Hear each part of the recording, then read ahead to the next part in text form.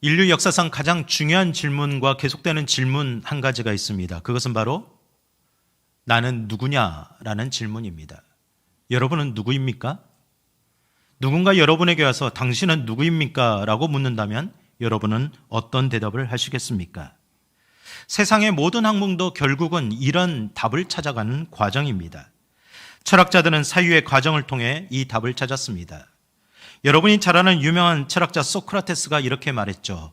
누구를 알라고요? 내 자신을 알라. 늘 우리는 너라는 단어를 나한테 집중해야 되는데 나를 보지 못할 때가 많습니다. 어느 날 그의 제자들이 스승님, 그럼 자신을 알고 계십니까? 라고 물자 소크라테스가 남긴 대답은 이러합니다. 그런데 나도 날 잘 알지 못한다. 알기가 힘든 존재입니다. 심리학자들은 인간의 내면을 분석함을 통해 자신을 찾습니다. 과학자들도 창조된 세계 속에 있는 그 인간이 도대체 어떤 존재인가, 어디로부터 왔는가를 찾고자 몸부림칩니다. 그럼에도 지금까지 확실한 답을 내놓지는 못하고 있습니다. 우리의 인생의 모든 성장 과정도 나를 찾아가는 질문으로 이루어져 있습니다. 사춘기 시절을 질풍노도의 시기라고 말하죠. 내 자신이 누구인지 찾아가는 시간이기 때문입니다. 그러다 갱년기가 됩니다. 그러면 생각하죠. 나는 그동안 뭘 하고 살아왔나. 그러다 또 노년기가 됩니다. 이제는 남은 인생 어떻게 살아가야 되나. 늘 자기 자신을 찾는 질문들이 끊임없이 이루어짐을 우리는 알게 됩니다. 사랑하는 성도 여러분, 내가 누구냐? 이것을 아는 것이 우리 인생의 방황을 끝내는 것입니다. 내가 누구인지를 알지 못하기 때문에 우리는 늘 방황하는 거죠. 오늘 진리의 말씀을 통해서 내가 누구인지 나의 정체성을 분명히 다시 한번 확인하는 시간 되길 원합니다. 그 정체성을 확인하는 지혜로 말미암아 내가 어떤 삶을 살아가야 되는지에 대한 분명한 소명이 저와 여러분들에게 있기를 간절히 축복합니다. 그럼 다시 한번 질문해 보겠습니다. 나는 누구입니까? 오늘 말씀으로 저는 세 가지로 구분합니다. 첫 번째, 나는 하나님의 자녀입니다. 우리 함께 고백해 보겠습니다. 나는 하나님의 자녀입니다. 12절과 13절 말씀 함께 읽겠습니다. 영접하는 자, 곧 그 이름을 믿는 자들에게는 하나님의 자녀가 되는 권세를 주셨으니 이는 혈통으로나 육정으로나 사람의 뜻으로 나지 아니하고 오직 하나님께로부터 난 자들이니라. 아멘.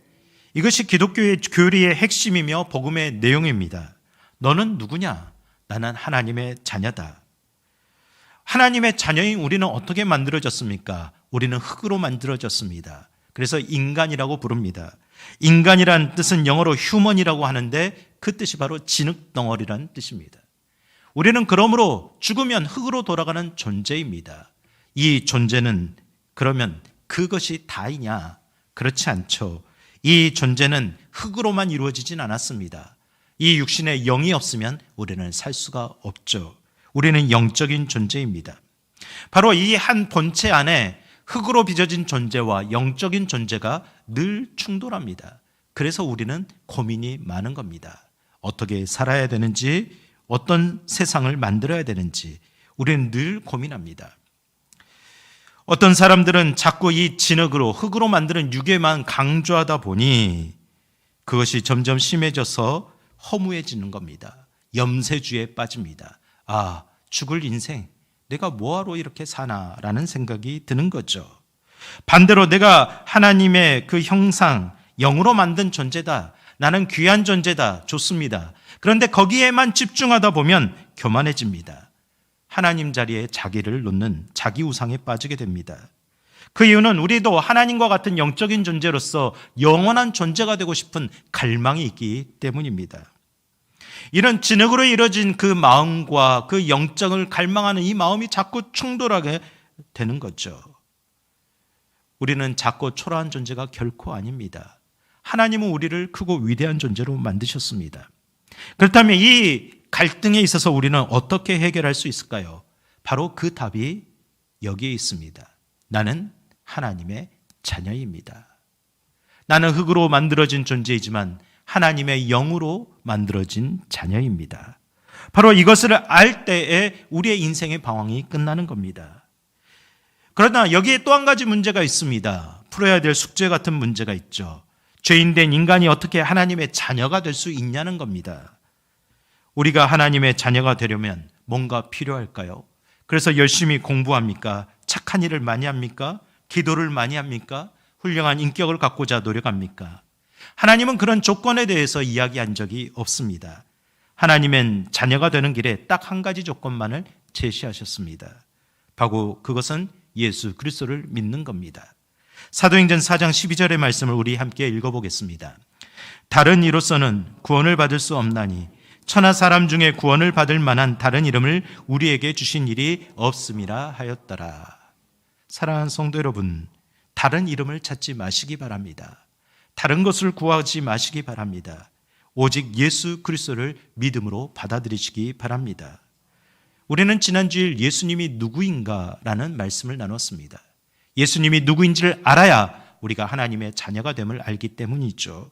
예수님은 누구이십니까? 태초부터 말씀으로 계신 하나님이십니다. 그분은 하나님의 완전한 계시자입니다. 그 계시가 생명의 빛으로 나에게 오셨습니다. 그 빛을 받아들이는 자마다 하나님의 자녀가 됩니다. 그 빛을 받아들이는 자마다 하나님의 백성이 되는 겁니다. 여러분, 이것을 믿음으로 받아들이시는 귀한 은혜가 오늘도 함께 하시기를 간절히 축복합니다. 믿음을 참 어렵다라고 생각할 수 있지만 반면에 믿음의 본질은 무엇을 알라라는 것이 아닙니다. 또한 무엇을 하라라는 것도 아닙니다. 예수님께서 너희의 믿음을 주기 위해서 이미 다 오셨고 죽으셨고 부활하신 그것을 다 이루어 놓았으니 내가 다 이루었으니 그것을 받아들이라라고 말씀하십니다. 어쩌면 믿음은 받아들이는 겁니다. 내가 하나님의 자녀됨을 받아들이는 것이 믿음입니다. 그러므로 12절에 영접하는 자라고 이야기를 합니다. 영접인다는 것은 받아들인다라는 뜻입니다. 내가 예수 그리스도를 받아들일 때 나는 하나님의 자녀가 됨을 믿습니다. 우리 옆에 계신 분들을 다시 한번 축복합니다. 당신은 하나님의 자녀입니다.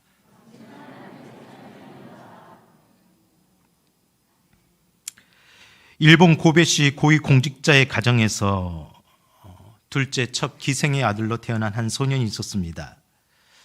아버지의 본처의 자녀들은 그 아들을 향해서 너는 기생의 아들이다. 우리랑 근본적으로 틀리다라고 날마다 조롱했습니다. 그 소년은 그 괴롭힘이 너무 힘들었습니다. 그리고 늘 자신에게 묻습니다. 나는 왜 기생의 아들로 태어났나? 그런데 안타깝게도 4살 때 아버지가 죽고 맙니다. 5살 때 어머니마저 죽었습니다. 졸지에 고아가 된 소년은 자신의 인생을 늘 원망하며 한탄하며 살았습니다. 늘 세상 앞에 분노를 쏟아내었습니다. 그가 점점 생활하는 어느 날 가슴 속에서 뭔가 뜨거운 것이 올라와 울컥합니다. 그것을 받아보니 붉은 핏덩이였습니다. 깜짝 놀라 진찰을 해보니 폐병 3기인 겁니다.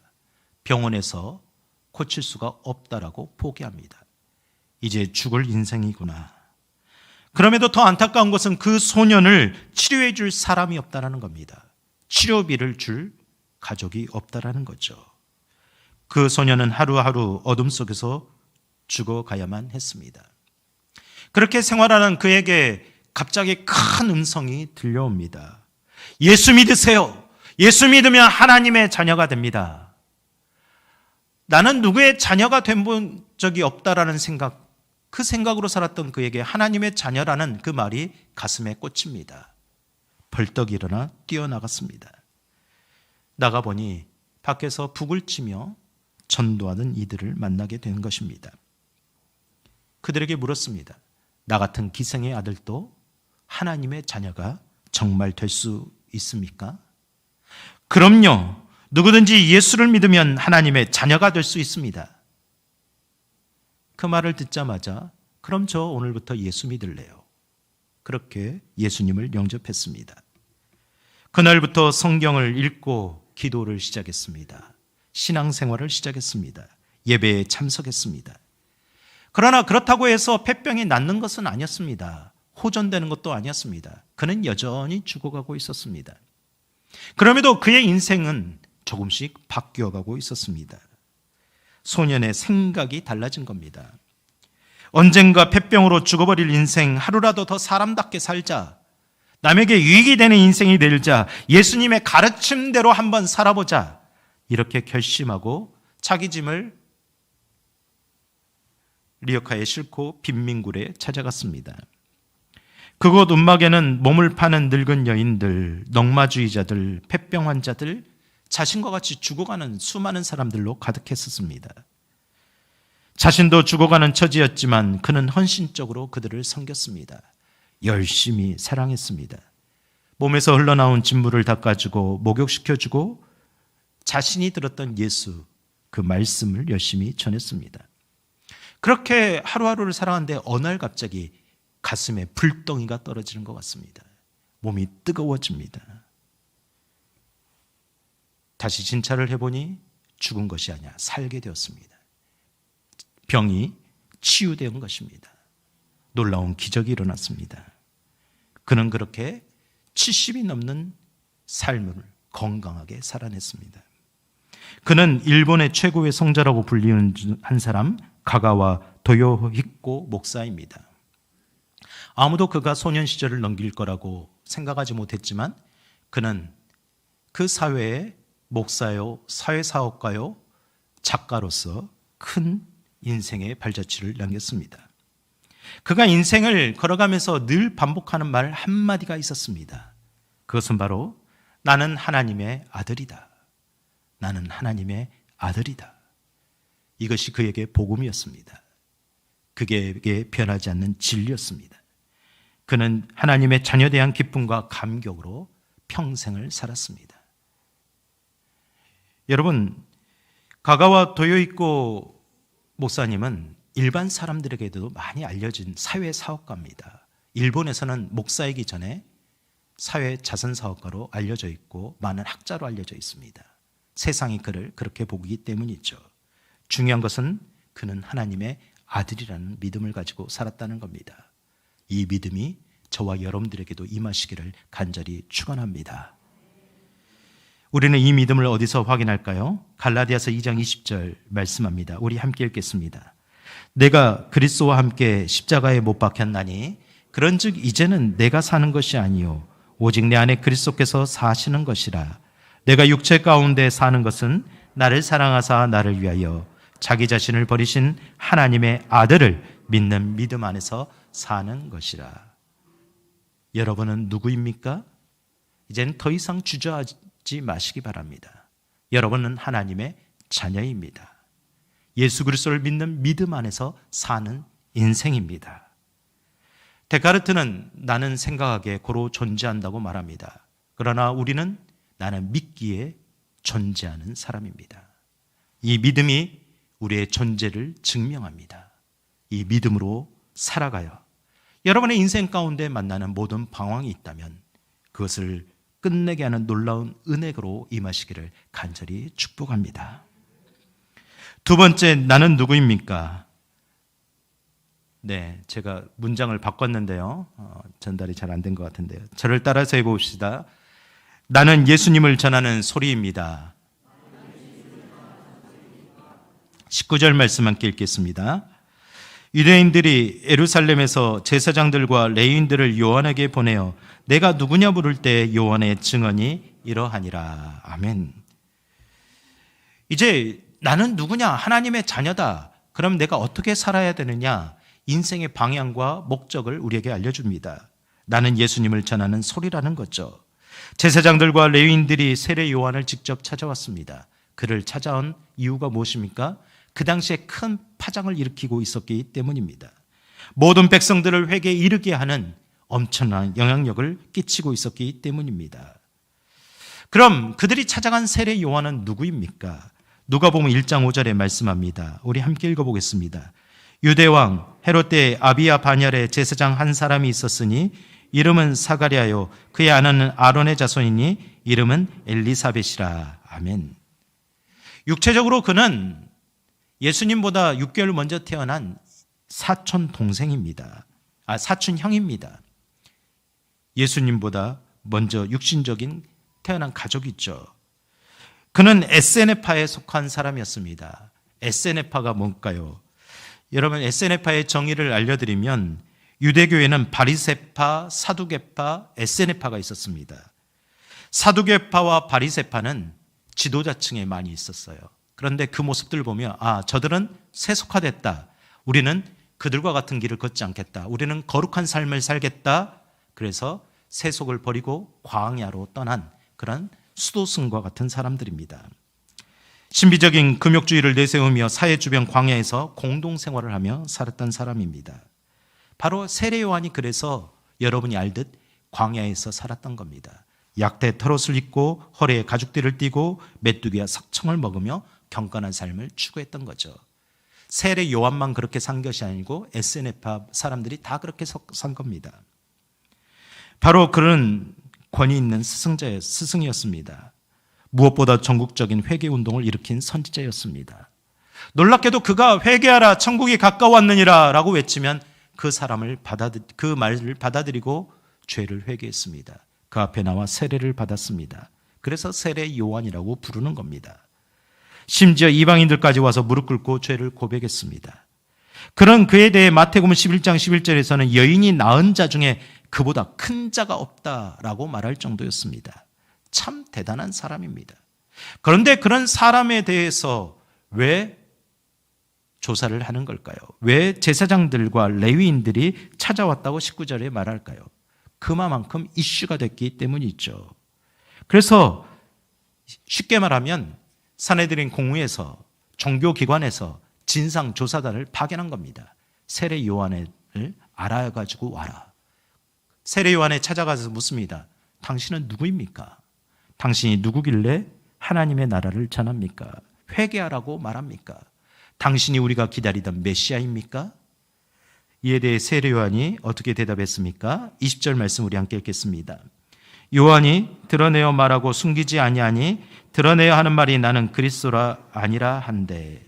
그는 주저없이 말합니다. 나는 당신들이 기다리는 메시아가 아닙니다.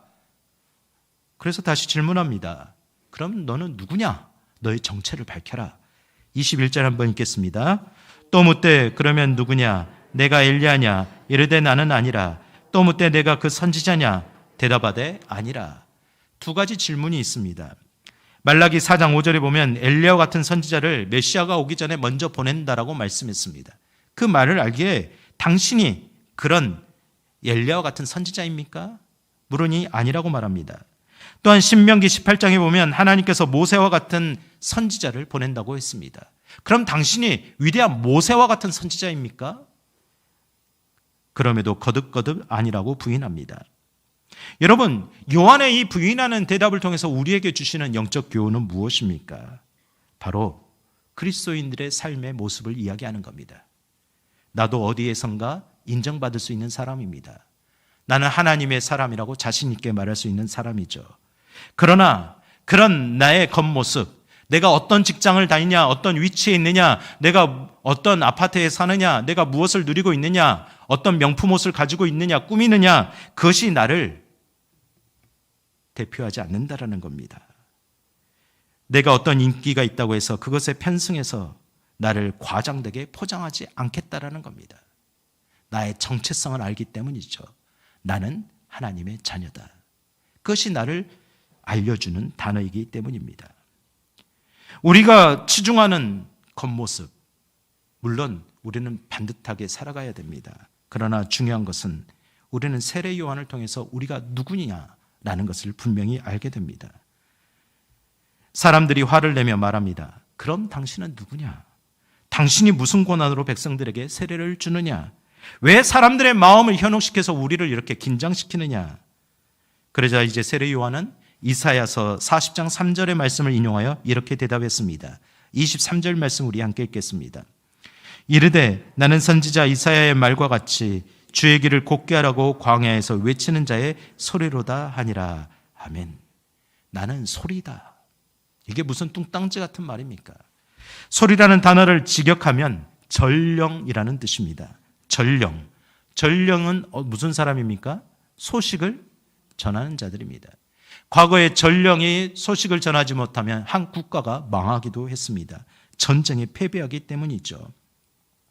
보통 전령이라 하면 이렇습니다. 과거에 왕이 행차할 때 외치는 자입니다. 길을 비켜라! 왕이 지나가신다. 왕 앞에 예의를 갖춰라. 무릎을 꿇어라.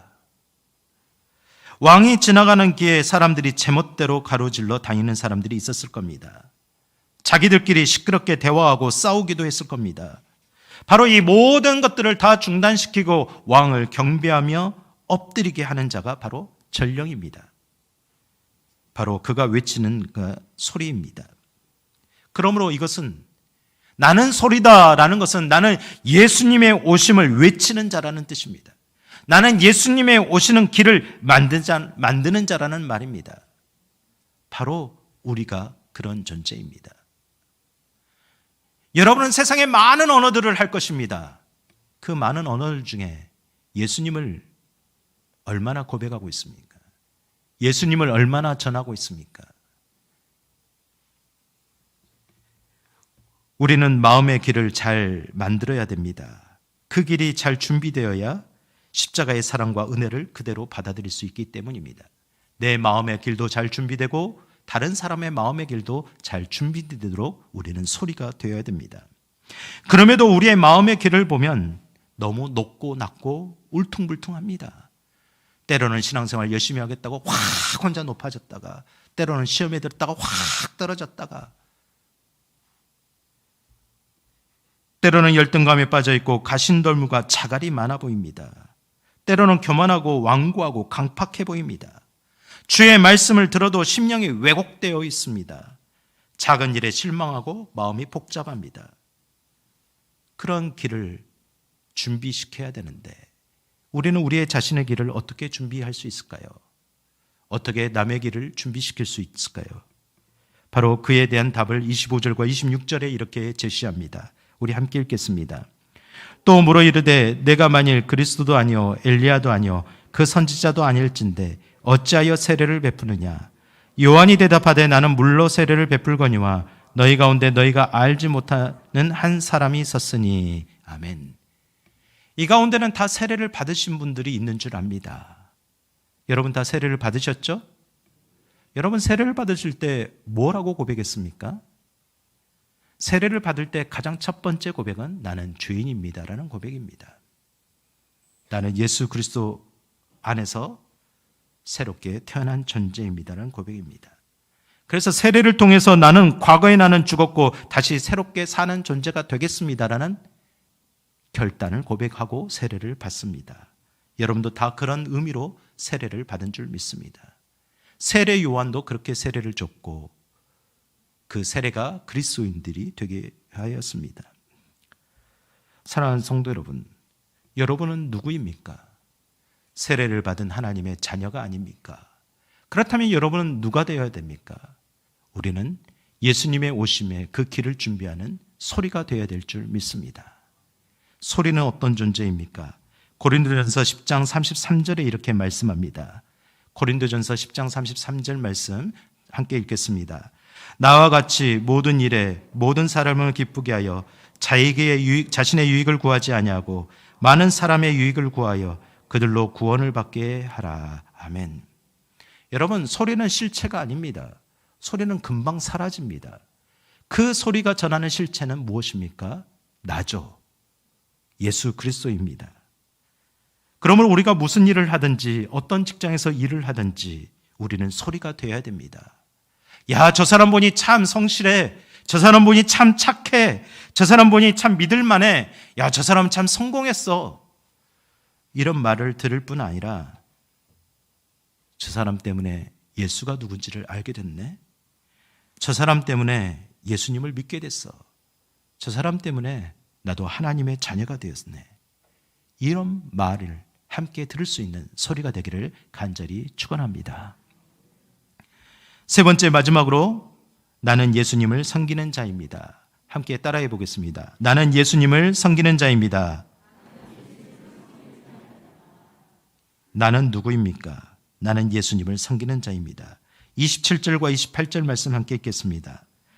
곧 내 뒤에 오시는 그이라 나는 그의 신발끈을 풀기도 감당하지 못하겠노라 하더라. 이 일은 요한이 세례 베풀던 곳 요단강 건너편 베다니에서 일어난 일이니라. 아멘. 고대 근동 지방의 신발은 샌들이었습니다. 가죽 바닥을 놓고요, 그 가죽에 이어진 가죽을 덮습니다. 그리고 그 가죽이 잘 묶여 있도록 끈으로 묶습니다. 그게 신발입니다. 그 신발은 좌우가 다 트여 있습니다. 그런 신발을 하루 종일 신고 다니니 얼마나 먼지가 많이 들어오겠습니까? 그 먼지가 떡이 될 정도로 달라붙습니다. 오만 세상 먼지들이 다 붙죠. 그래서 그 끈도 떡이 되는 겁니다. 어떤 한 사람이 집에 들어갑니다. 신발을 벗어야 되잖아요. 그 신발을 벗겨주는 사람이 있습니다. 그 집에서 제일 하찮고 낮고 미천한 종입니다. 그가 와서 주인으로 온 그 신발을, 손님으로 온 그 신발을 머리를 숙여서 무릎을 꿇고 풀어줍니다. 그리고 발을 닦아줍니다. 그것만 하는 것이 아닙니다. 더러운 신발을 다 닦아서 다시 신고 나갈 수 있도록 만들어줍니다. 바로 그것이 예수님께서 제자들에게 보여준 세족의 의미였습니다. 내가 너희의 신발을 다 닦아주었으니 너는 그 사랑을 받고 그 섬김을 입어서 세상에 나가 너도 이와 같이 하라. 이것이 세례 요한의 정신입니다. 자기 정체성입니다. 그런데 세례 요한은 예수님의 신발끈을 푸는 그런 미천한 종보다도 못하다고 말합니다. 왜 이렇게 철저하게 자기를 낮췄을까요? 그는 자기 허영에 빠지지 않았기 때문입니다. 그렇다고 위축되지도 않았습니다. 자기 학대를 하는 사람이 아닙니다. 자기에게 부여하신 사명을 분명히 알았던 겁니다. 나는 하나님의 자녀다. 나는 예수님을 전하는 소리이다. 나는 예수님을 섬기는 자다. 여러분은 누구입니까? 여러분은 무엇을 하는 자입니까? 우리는 어떤 사람이 되고자 하십니까? 오늘 특별히 성도들의 사랑을 입어서 피택된 직분자 여러분, 또 특별히 먼저 직분을 받았다라고 오랜 신앙생활을 하신 여러분, 하나님의 자녀된 성도 여러분, 여러분 누구입니까? 여러분은 어떻게 신앙생활을 하고자 하십니까? 결론적으로 34절 말씀 우리 함께 읽겠습니다. 34절 읽겠습니다. 내가 보고 그가 하나님의 아들이심을 증언하였노라 하니라. 아멘. 우리는 하나님의 아들을 증언하는 자리입니다. 어떻게 해요? 세례 요한처럼 그의 신발끈을 풀르며 닦고 섬기는 모습으로입니다. 마하트마 간디를 아실 겁니다. 그는 평소 이렇게 말했습니다. 나는 예수는 정말 좋은데 교회는 싫다. 이 말의 의미는 무엇입니까? 교회가, 성도들이 자기 정체성을 잃어버렸다는 겁니다. 요즘 세상도 그렇게 말하지 않습니까? 나도 예수는 좋아. 그런데 교회는 싫어. 똑같은 겁니다. 우리의 정체성을 분명하게 보여주지 못하기 때문입니다. 우리가 우리의 역할을 감당하지 못하기 때문이죠. 사랑하는 성도 여러분, 내가 교회에 와서 세상 일을 하는, 내가 이런 세상 일을 하는 사람인데, 내가 어떤 사람인데 내가 왜 그런 신발끈을 푸는 하찮은 일을 해야 되냐고 묻고 계시는 분이 있습니까? 아니, 그런 일은 나 말고 저 사람이 해야 된다고 말씀하시는 분이 있습니까? 그렇다면 우리는 다시 한번 세례 요한의 정체성을 배워야 됩니다. 말씀 가운데 늘 자기 반성이 일어나야 됩니다. 심지어 이런 사람도 있습니다. 주일마다 예수님께 와서 말합니다. 주님, 제가 일주일 동안 얼마나 고생했는지 잘 아시죠? 제가 열심히 살아왔습니다. 그러니 저를 좀 위로해 주시죠. 냄새나는 신발을, 더러운 신발을 당당하게 내밉니다. 그리고 닦아달라고 말합니다. 내가 다시 신고 나갈 수 있도록 주님이 다 해주셔야 되지 않겠냐라고 그렇게 말하는 사람들이 정말 많습니다. 사랑하는 사람, 성도 여러분, 여러분은 하나님 앞에 누구입니까? 여러분은 하나님 앞에 어떤 존재입니까? 우리는 하나님 앞에 어떤 교회가 되길 원하십니까? 우리는 부단하게 신발끈을 푸는 종의 모습을 익혀나가야 합니다.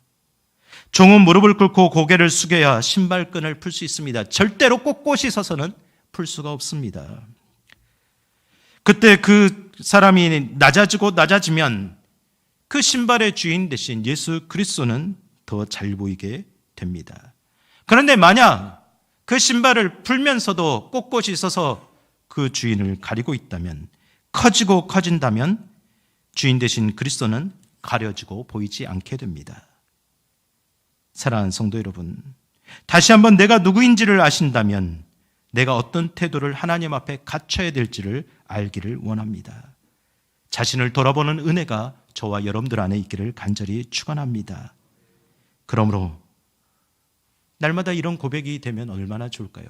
주님, 저는 주님 앞에 작은 자입니다. 제가 유명하든지 무명하든지, 제가 무엇을 하든지, 제가 작아지고 예수님만 보여줄 수 있다면, 예수님만 드러날 수 있다면 기쁨이요 만족합니다. 이것이 우리의 태도요 모습인 줄 믿습니다. 사랑하는 피택자 여러분, 사랑하는 직분자 여러분, 사랑하는 성도 여러분, 나는 작아지지만 그 작아짐을 통해서 예수 그리스도가 보여줄 수 있다면 그것이 큰 축복으로 여겨지는 그런 인생이 되기를 간절히 축원합니다. 우리 함께 기도하십시다. 여러분 함께 다시 한번 고백하시기 바랍니다. 내가 누구입니까? 나는 하나님 앞에 어떤 사람입니까? 나는 하나님의 자녀입니다. 나는 하나님의 그 예수님을 전하는 소리입니다. 나는 예수님의 신발끈을 매는 섬기는 자여 종입니다. 주님, 이 정체성으로 살겠사오니 주님 나를 사용하옵소서. 주님의 기쁨으로 사용하옵소서. 우리 함께 자신을 위해서 기도하십시다. 걸어가시고 은혜로우신 주님, 오늘 이 시간에도 주님 앞에 예배를 드립니다. 말씀을 듣습니다. 오늘 우리에게 놀라운 은혜의 말씀을 선포하신 줄 믿습니다. 나는 하나님의 자녀입니다. 나는 하나님의 거룩한 백성입니다. 나는 누구입니까? 나는 세상 앞에 당당히 말하겠습니다. 나는 예수 그리스도를 드러내는 소리입니다. 나는 예수 그리스도를 섬기는 자입니다. 나는 그분이 생명임을 믿습니다. 나는 그분이 진리임을 믿습니다. 이것을 절대적으로 변하지 않는 것을 믿습니다. 주님, 나를 통해 드러나게 하옵소서. 나를 통해 예수 그리스도가 보여줄 수만 있다면 그것으로 기뻐하겠사오니 나를 사용하여 주시옵소서. 주님, 이 믿음의 고백이, 이 마음의 고백이 오늘 이 시간 다시 한번 결단되기를 원합니다. 이 한 주간 살아갈 때 하나님의 자녀됨의 은혜를 가지고 모든 인생의 방황을 끝내게 하시고 성령으로 충만하여서 하나님의 소리가 되고 그리스도를 섬기는 자가 되게 하옵소서. 비록 나는 낮아지고 나는 사라질지라도 나를 통해 그리스도가 드러날 수 있다면 기쁨입니다. 감사입니다. 주님, 사용하여 주시옵소서. 이 모든 말 예수 그리스도의 이름으로 간절히 기도드립니다. 아멘.